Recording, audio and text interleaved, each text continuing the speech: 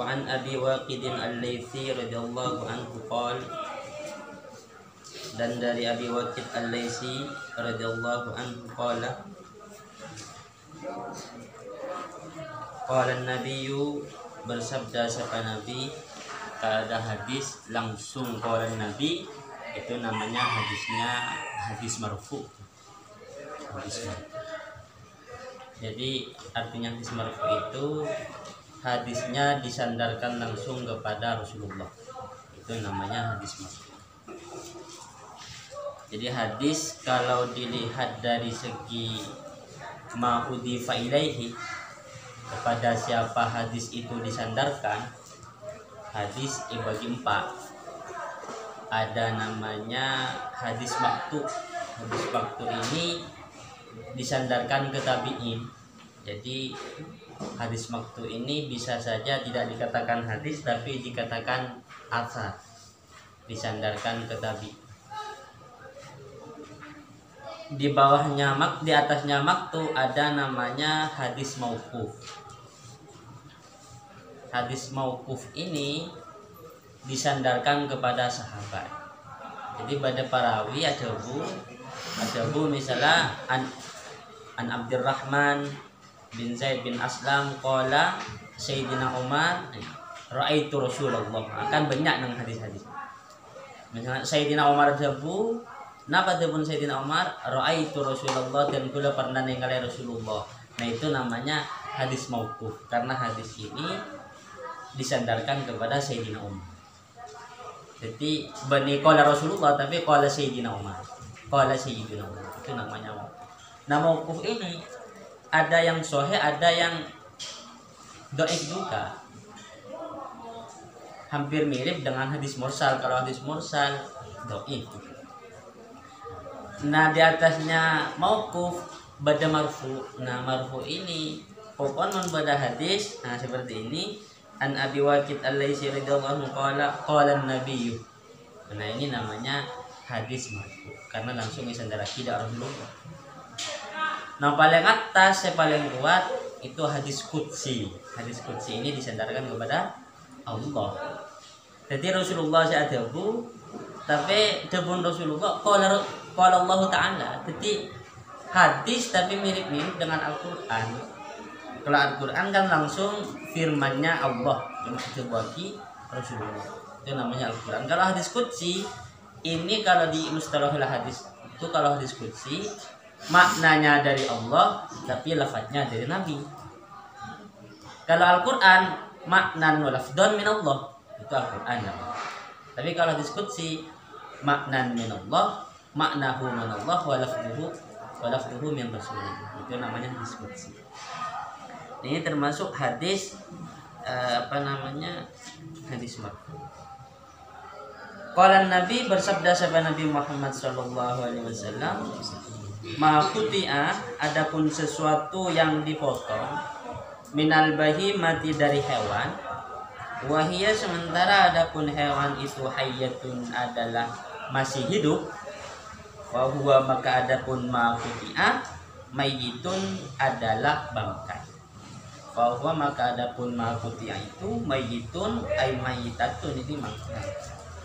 Akhrajahu Abu Daud wa Tirmidzi wa hasanahu, dan menghasankan siapa Imam Tirmidzi hu akan hadis, wal lafdu, adapun lafaz lahu ialah miliknya Imam Tirmidzi.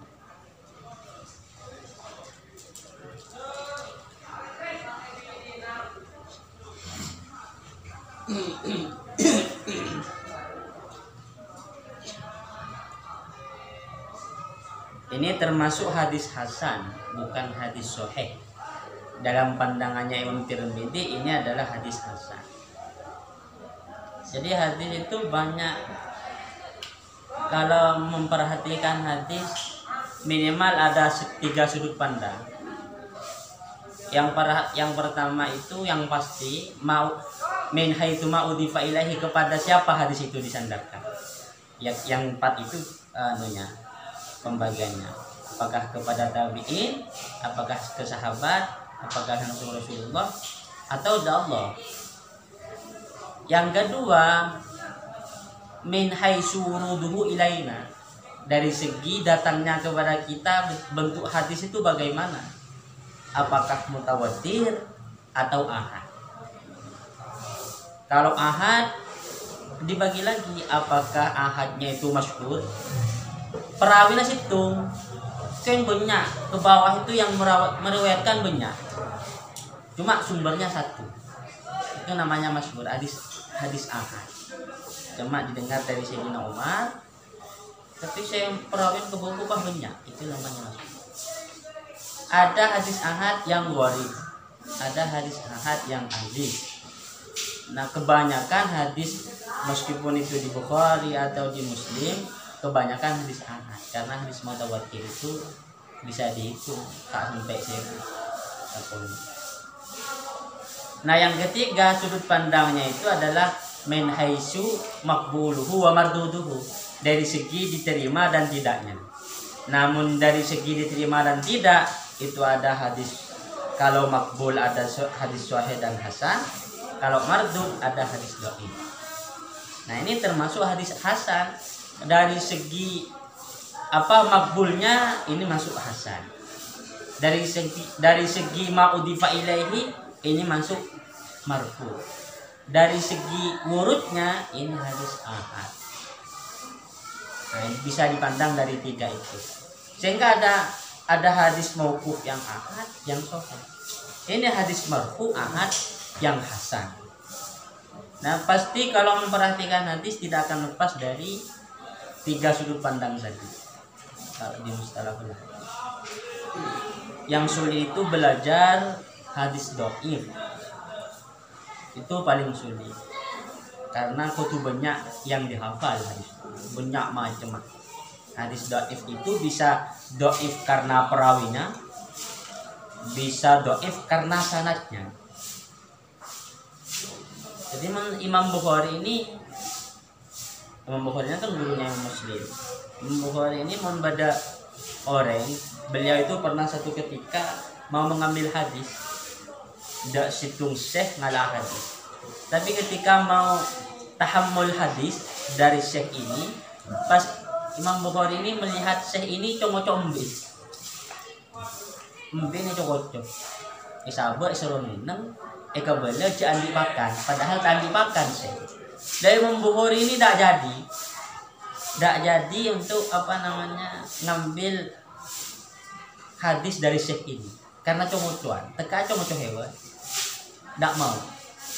Imam Bukhari ini sama santri-santrinya, saking banyak hafalan hadisnya dan takut hilang, ini munturun di musola,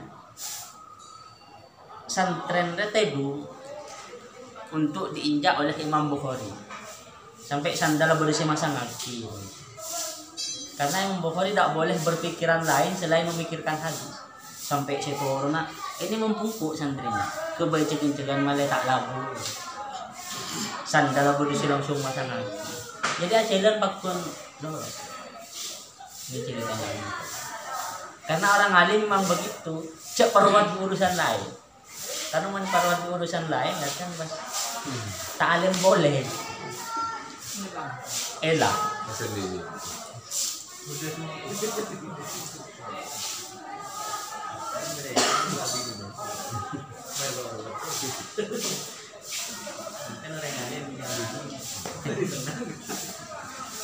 Makanya Imam Nawawi kan tak raji. Imam Nawawi kan tak gini.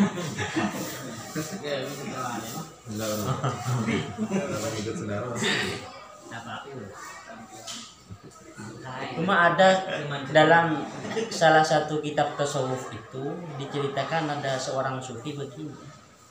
Ketika beliau itu tidak bisa memecahkan suatu masalah, beliau itu da'a zawjatahu ilal firash. Bini nyacuk ke tempat tidur. Ya benikun nyacuk. Kenapa? Karena kata beliau itu li'anna al-jima yusuf fiddahna uyuqubin abda. Karena jima itu bisa menjernihkan pikiran dan menguatkan akal. Biajima.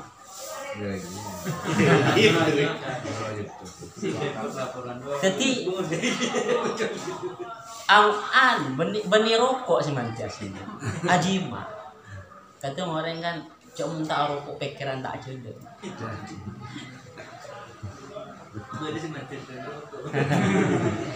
Jima kan pada memasuk. Li'annal jima' yusuf fidihna wa yukawwil aql. Jima itu menjernihkan pikiran dan menguatkan akal.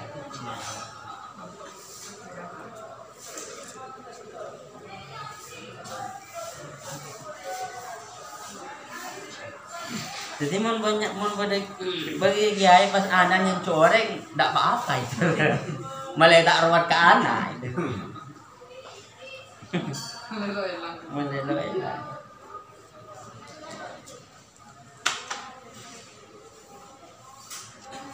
Nah, hadis ini menjelaskan ma'quti aminal baik. Kalau di dalam kitab Al-Umnya Imam Syafi'i, ketika Imam Syafi'i menjelaskan tentang hal ini, beliau itu menjelaskan begini. Yang dimaksud ma'quti aminal hayy ini ada kan apa-apa yang dipotong dari hewan yang masih hidup itu dihukumi bangkai. Misalnya sopon apa ketok itu bangkai sopon. Dan hukumnya hukum bangkai ini sesuai bangkai dari hewannya. Mun beleng kan bangkai beleng kan suci. Jadi sopon beleng disebut sama dengan bangkai belelangnya itu suci. Cukup kan bangkainya ikan itu suci. Maka ketika ada anggota ikan yang dipotong kan bangkainya suci. Manusia kan manusia ini bangkainya suci. Nah ketika pada manusia pas tanahnya ketok itu suci tanah.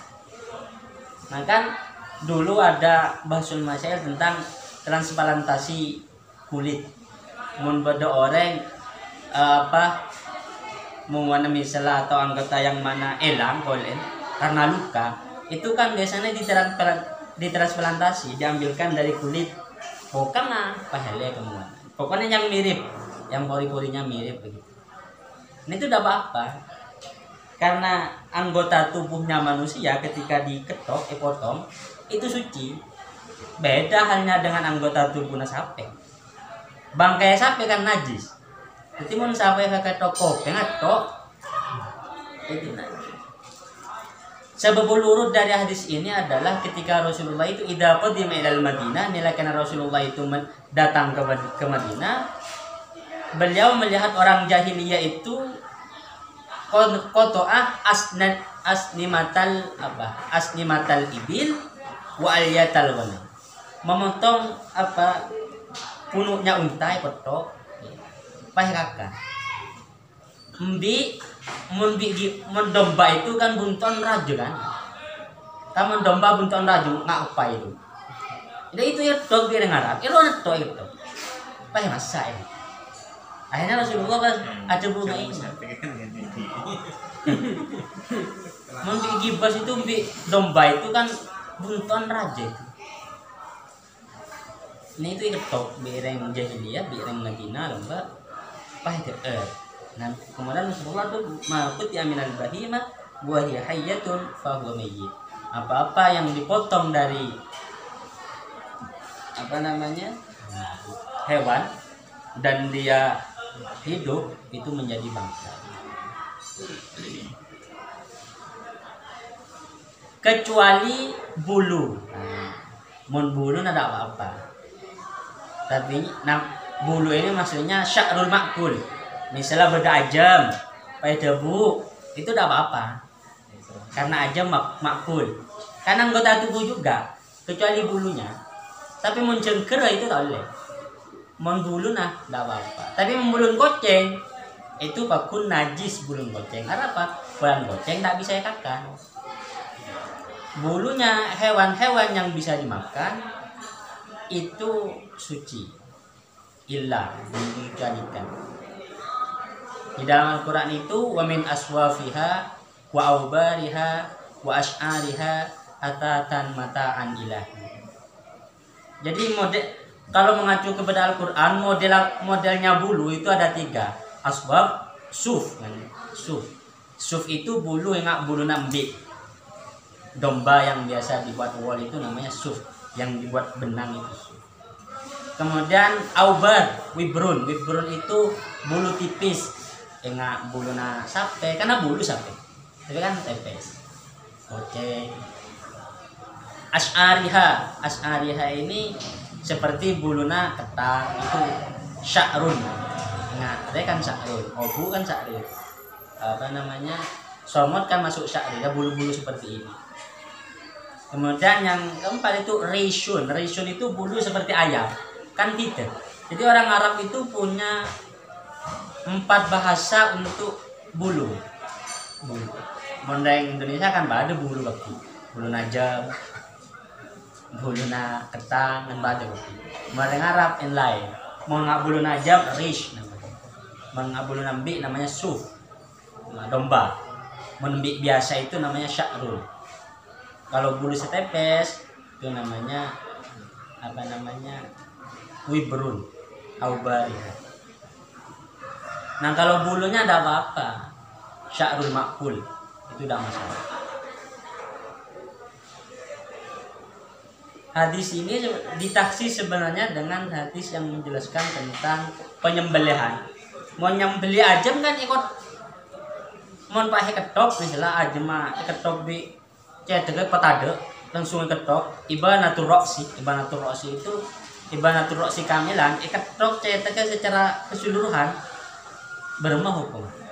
Kan itu putiah apa ma putiah minal bahimati katanya hukumnya adalah bangkai. Itu kan dipotong dari ayam ketika hidup. Ketok belum. Nah masalah ibanatur roksi ini memotong kepala secara keseluruhan. Kalau di Al-Bajuri itu tidak boleh. Tak sah penyembelihannya. Beliau mengatakan itu faz'un, bukan debun tapi faz'un, ngetok secara keseluruhan.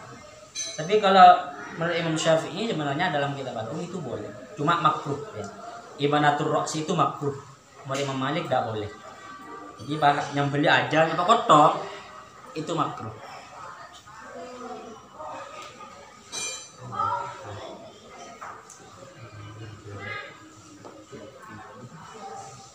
Di dalam kitab fikih itu ada perdebatan seperti ini dalam Al-Habib Kabir itu. Membodoh hewan, membodoh orang misalnya, berburu hewan, kemudian alat pemburunya itu mengenai hewan ini sampai hewannya atau kedua, berenung sampai atau kedua atau siapa? Oleh kakak apa juga. Nah menurut Abu Hanifah ya dilihat dulu. Apakah separuh-separuh atau gimana? Mun separuh-separuh jelas oleh kakan. Artinya seka cetak bi seka sokok itu lanceng abada. Itu oleh kakan.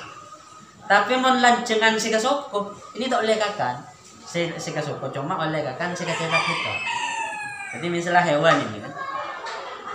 Hewan apa mungkin kecil ya, burung atau apa. Ketok tengah. Nisbata ini, foto ahukit ata ini, ketok 2. Nah ini ditafsir. Mun separuh-separuh jelas ulama melihat kakang kepin berburu. Tapi mun pas cetek ketok misalnya apa ketong cetek kan. Menurut Imam Abu Hanifah oleh ya cetek ketok soalnya kan. Kabeban tak oleh. Memang. Jadi atau kami misalnya itu pun kedede. Kan benyan sinorok kebebe. Jadi si kebebe ini tak oleh kakak. Masih atas oleh kakak sinorok. Menurut Imam Syafi'i tidak apa-apa itu boleh semua. Karena ada hadis maruddat yadaka alaika fakul. Apa-apa yang dikembalikan tanganmu kepadamu ya makan. Maksudnya olehna berburu bagaimanapun keadaannya boleh dimakan kata hadis itu. Kullu ma ruddat yadaka 'alaika fakul. Setiap apa-apa yang dikembalikan tanganmu kepadamu ya makan. Karena menyembelih itu ada 2 ya. Kalau di Fathul Qorib itu cara menyembelih ada dua. Ada bidzabhi, ada bil akrih. Bidzabhi itu ya seperti biasa, menyembelih biasa. Menyembelih biasa kan yang harus terpotong itu apa? Yang pertama kan hulkum. Yang kedua kan almari, ini si wajib. Mau dipasampurna si sunat al-wadajain. Wadajain ini dua urat yang ada di leher, wadajain. Kalau hulkum ada Jalana apa namanya? Nase. Di bawahnya hulkum itu ada namanya mari. Jalana nafas. Mun lamari di hulkumnya ketok bisa. Yang malay sunat pabok kabudi. Malay tolak orang leer noro. Orang leer. Ini dapur. Yang kedua akrun ini dengan cara melukai. Ketika ada hewan yang lari, misalnya buru, itu oleh pasar gundi mau, pasar mata, pasar tabung kapila, tidak masalah. Pasar tabung macam Bismillah pas mati, oleh kakaknya. Itu namanya nyembelih juga, tapi bil akrik. Ada bin nahri. Kalau di dalam Al-Quran itu kan surat An-Nahr ya. An-Nahri itu biasanya nyembeli unta. Coba cek penyembelihan unta itu seperti apa. Dia tak ketok nggak nyembeli siapa unta. Esodu itu namanya An-Nahr. Jadi mengalirkan darah. Inna a'tainakal kautsar fasholli li rabbika wanhar. Di dalam Al-Quran kan An-Nahr. Ya nyembeli unta itu. Esodu itu. Ini nih esodu. Bani disembelih begitu. Jadi suatu daerah pas darahnya nantel itu yang disebut wanhar, alirkanlah darah. Jadi tak ingat nyembeli satu. Jadi cara nyembeli ada tiga, ada adabun, al-dhabihah seperti biasa, ada akrun. Jadi mau nembak manuk, bismillahirrahmanirrahim, langsung mati, itu tidak apa-apa dimakan. Menonta itu pakai an-nahru, mengalirkan darah. Namun nyembeli aja misalnya, yang harus diperhatikan ada istilah-istilah di dalam penyembelihan itu yang harus diperhatikan. Yang pertama tadi itu hukum dan mari harus selesai. Kutu mare, ini kutu habis. Dan harus tahu kepada tiga istilah ini. Ada istilah namanya hayatun mustaqirrah, ada hayatun mustamirrah, ada harkatul madbuh. Ini perlu diketahui mon nyembeli ajam atau sapi tak langsung mati. Ini tiga kaidah ini harus tahu. Nyembeli ajam. Pakai odi ajolan mandong. Boleh sembeli boleh, membeli todik boleh. Kalau misalnya antara sebelah pertama yang kedua tidak begitu lama, tidak masalah. Nyembeli aja misalnya, pas tak tajam langsung buang, minta boleh gentek, tidak masalah. Atau ikul yang kak ngetelami kita potong, pembeli boleh, ini tidak masalah. Mun langsung. Sebab yang harus merhatikan tiga ini, kalau ada pemisah antara 9 pertama dan kedua itu agak lama. Nyembeli misalnya, isabe. Aja mah isabe misalnya. Lami aku lupa. Ini habit lah. Boleh apa boleh? Sebenarnya ulama oleh apa boleh kalau ayam itu masih memiliki hayatun mustaqirrah.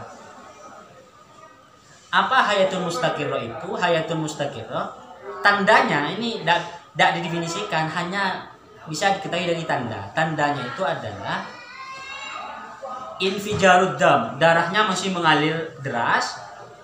Yang kedua ada al-harkatul anifah, ada gerak yang masih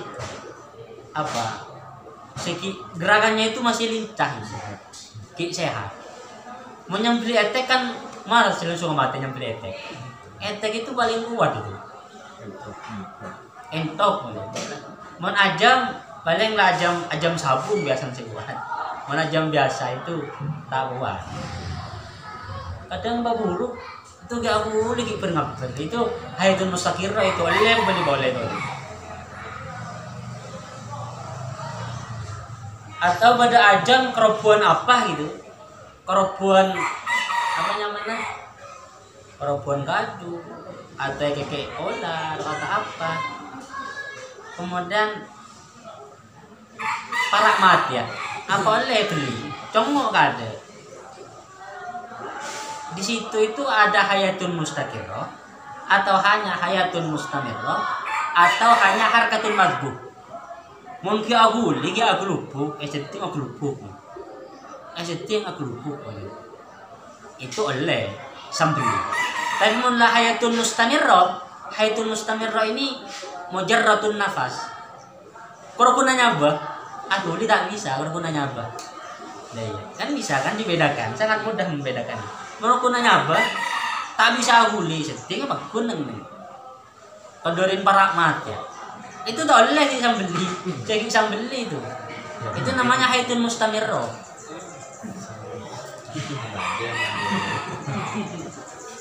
Cuman emang, awalnya gue lah. Itu namanya hayatun mustamirrah.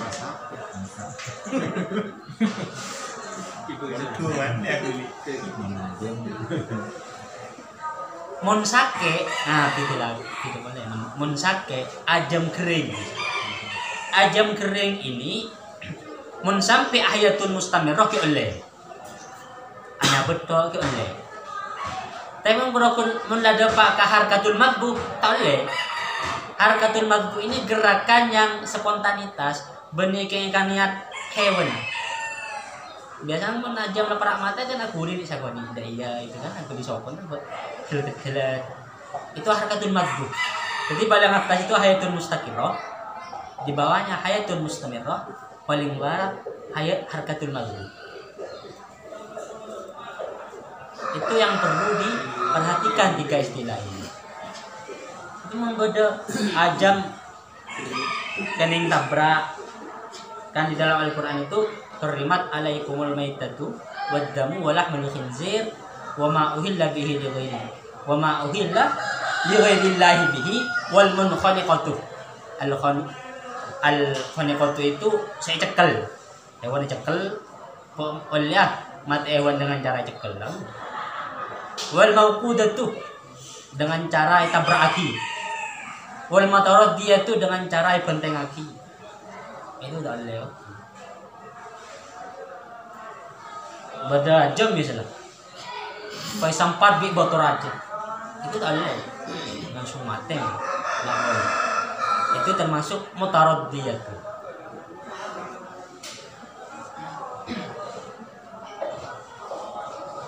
Pokoknya apa-apa yang terpotong dari hewan dan hewan itu masih hidup, maka potongannya itu hukumnya sesuai dengan bangkai hewannya. Mon bangkai hewan gila saja, bangkai hewannya najis, ya najis. Sementara bangkai hewan sesecek cuma dua, al-jarad was-sama. Cuma belang di cupok tase. Cupok tase itu mana di cupok tase bekerja, nyenyi tak apa-apa. Taruh di buntuan. Terus kata. Jadi itu secek itu halal.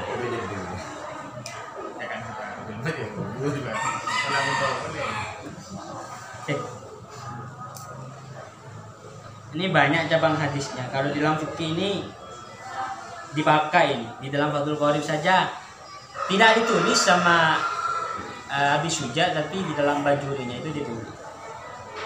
Di dalam bab apa pemotongan itu ditulis. Harus mencoba ya. Yang beli itu harus mesti karena tak mesti yang beli sampai bila baik takut salah takut kali padahal dia orang kata yemum mun tak teman kata yemum pada yemum arung masa tak sama loh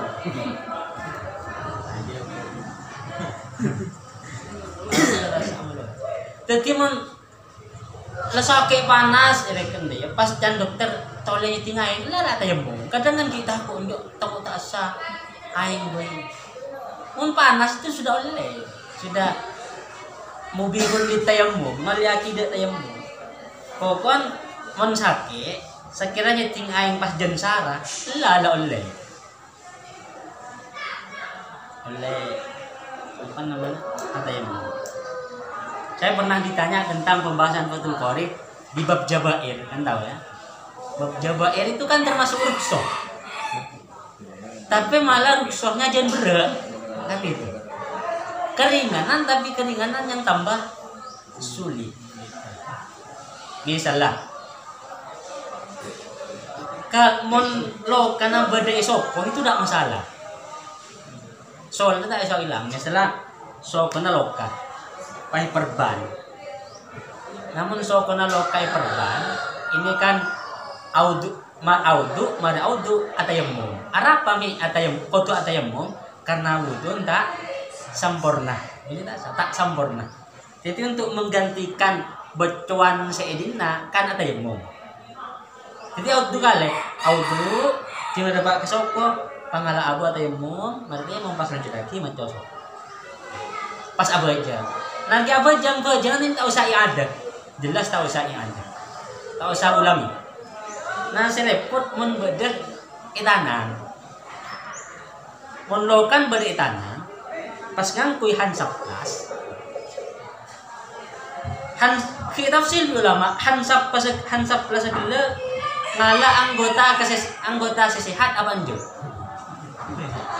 Oh ngala ke anggota sesehat. Ngalaan kila qadrul istimsak apa aja sekedar untuk macekak atau begitu lebih bulat memperban atau bulat apa oh qadrul istimsak kalau kun sekedar macekak mari mun sekedar macekak isabun kila tepanan di ubu apa aja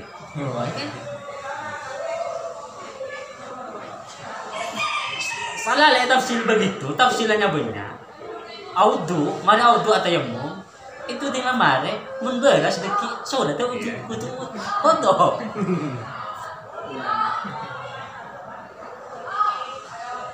Jadi rukhsah itu tidak harus lebih ringan dari azimah. Nah, di dalam hukum itu ada azimah, ada rukhsah.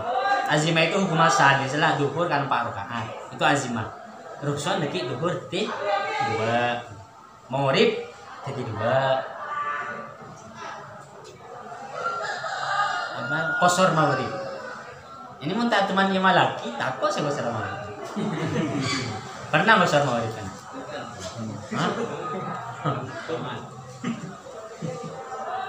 Di dalam bajuri itu ada ya. Nanti kalau punya kitab bajuri dicek di dalam pembahasan kosor sorat di apa?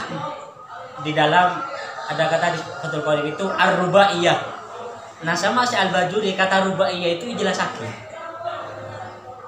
Ternyata menurut kaul yang doif itu apa namanya tidak hanya rubaiyah yang sulasi ya itu boleh dikosor. Jadi berempat itu di 2 menit itu setengah. Jadi maghrib jadi 2. Mempraktekkan itu ya tidak masalah. Mentoleh praktek kita mungkin di Syekh Bajuri itu ditulis. Karena ketika itu adalah amrun la yuftabihi, perbuatan yang tak boleh difatwahkan, tidak mungkin ditulis. Karena Al-Bajuri itu adalah kitab yang ditulis, apa yang dibaca banyak kalangan.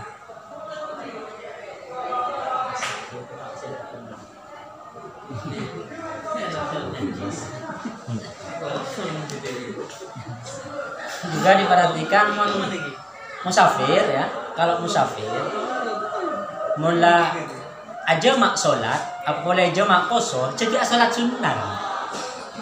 Tak sunnah itu sudah.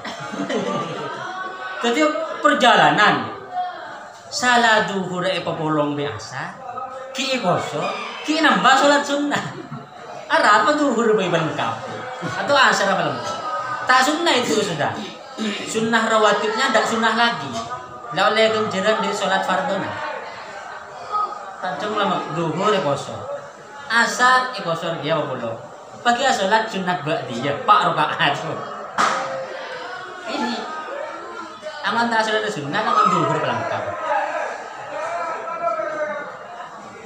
Ini perlu diperhatikan ya, karena kemarin saya tes santri ini tidak tahu niatnya sholat jamak kosor. Salah jamak kosor. Kenapa jamak kosor? Ya mungkin kalau sudah jadi anak-anak kelas 5 yang saya tes kemarin Ndak dah.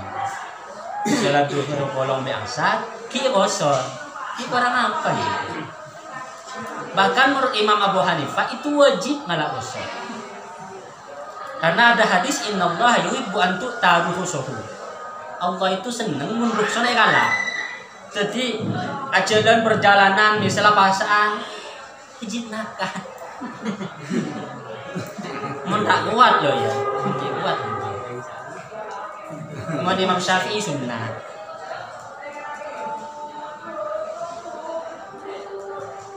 Berbeda memang menanggapi rusuh. Tapi teorinya Abu Hanifah itu dikritik, "Maka ada rusuh wajib?" Kan rusuh keringanan, kenapa ada rusuh wajib? Dijawab, "Tak pada Nabi orang parak mati ya tak nukakan karo betang." Apa hukum mengakar betang? Wajib kan? Padahal rusuh. Lah, kok baru rusuh wajib? Mana tinaki rusuh pas dosa. Padahal rusuh. Seharusnya menurut rusuh kan egal aku iya. Ini rusuh wajib. Keringanan tapi wajib. Jadi tidak mau beri kiai atau pengasuh misalnya kikir ke santri sudah diberi keringanan tapi wajib kalakuh. Beda teorinya itu juga rusuh yang wajib.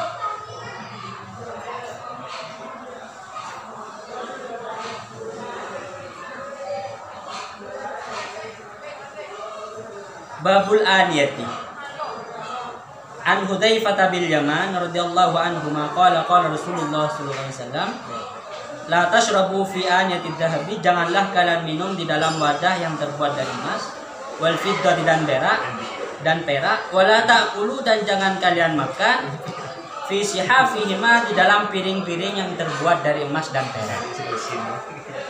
Fa innaha, karena sungguhnya emas dan perak itu lahum, miliknya orang musyrik, fid dunya di dunia, walakum dan milik kalian fil akhirati di akhirat. Jadi itu benar Rasulullah, pereng-pereng yang terbuat dari emas itu miliknya orang musyrik selama di dunia, tapi tinggal nang akhirat bagi kapan waktu. Jadi tak usah ampi menentunya. Muttafaqun alaih Al-Bukhari wa Muslim, ini hadis sahih.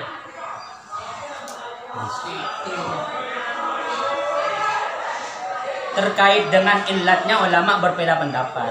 Arab paminta oleh ngaku emas yang terbuat dari oleh ngaku pereng yang terbuat dari emas dan perak. Illatnya apa? Apakah karena emasnya atau karena menyebabkan mubadir? Menurut ulama yang menyebabkan mubadir, ketika tidak mubadir ada masalah. Tapi menurut ulama yang mujarradud dhahabnya, karena dia emas, mubadir atau tak mubadir itu haram. Badan bi riba, emas itu Arab pamit masuk barang riba. Apa karena emasnya atau karena dia menjadi mata uang dulu sehingga menjadi riba? Oh, menurut ulama karena dia mata uang jadi riba. Nah sekarang emas kan bukan mata uang, jadi andi emas 2 gram, porok bi emas 1 gram, tidak masalah. Kenapa? Karena bukan mata uang sekarang, barang komoditi, barang yang digunakan. Malah saya riba PC. Di PC 1000, porok di PC 1000. Itu riba. Kenapa? Kan beli emas, sementara dia harusnya emas. Iya, karena yang menjadi mata uang sekarang uang. Kan ada jasa penukaran uang kan? Mula para telasan jasa penukaran uang. PC 1.000, porok di PC 5.000-an, sangang bolo 5.000. Kan riba itu. Sangang bolo 5, porok 100. Nah menurut yang satunya, kebanyakan ulama Syafi'iyah itu illatnya adalah karena dia emas. Berarti kosiroh tak bisa dikiaskan ke yang lain. Ya, kenapa emas itu riba? Ya karena dia emas. Sampai kapanpun, baik menjadi mata uang, baik jadi barang komoditi, apapun riba. Karena illatnya karena dia emas, maka saya tak kira riba. Siapa dia emas? Nah, jadi konsekuensi illat itu kalau di usul fikih sangat urgen sekali. Ingat ngakui pereng dari emas ini. kata ulama ya dia yurisul khayala, menyebabkan kesombongan. Sekarang tak sombong dek rumah, tinglah anak biasa tak sombong ya, tidak masalah. Tapi kalau ilatnya itu ni mujarradid dahab, karena dia emas, sombong tak sombong, apapun haram. Beda dengan sesuatu yang dilapisi, al-matli, disempuh pakai emas. Andi pereng misalnya dilapisi pakai emas, bukan terbuat dari emas, pereng biasa kayak dilapisi emas. Atau apa misalnya gigi dilapisi emas. Atau pokoknya alat-alat yang digunakan dilapisi emas, hukumnya apa? Kalau hukum melapisinya jelas haram, hukum tidak, hukum menyempuhnya itu jelas haram. Tapi menggunakan hasil sempuhan itu ditafsir. Sempuhannya banyak. Kalau di Fathul Qorib itu bahasanya idza hasala min ardihi ilan nari syai'un fa haram.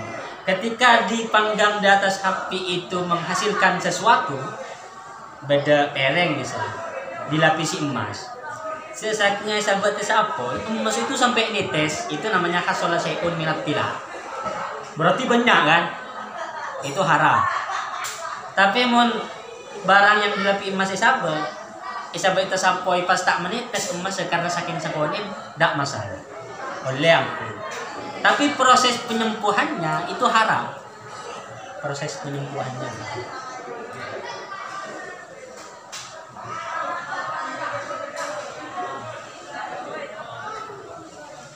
Semua ya, tidak hanya digunakan untuk makan dan minum, mulai terbuat dari emas ini semuanya minujuhil istiqmalat itu haram.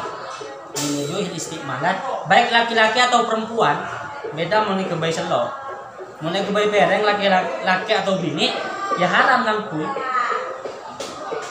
Selain digunakan menyimpannya juga haram. Haruma istiqmalu, haruma ittikhadu. Sesuatu yang haram dipakai, haram disimpan, haram dibuat. Ittikhad itu bisa bermakna disimpan atau dibuat. Haruma istiqmaluhu haruma ittikhad. Sesuatu yang haram disimpan, haram dipakai, maka haram juga menyimpannya atau membuatnya. Allahumma shalli ala Muhammad.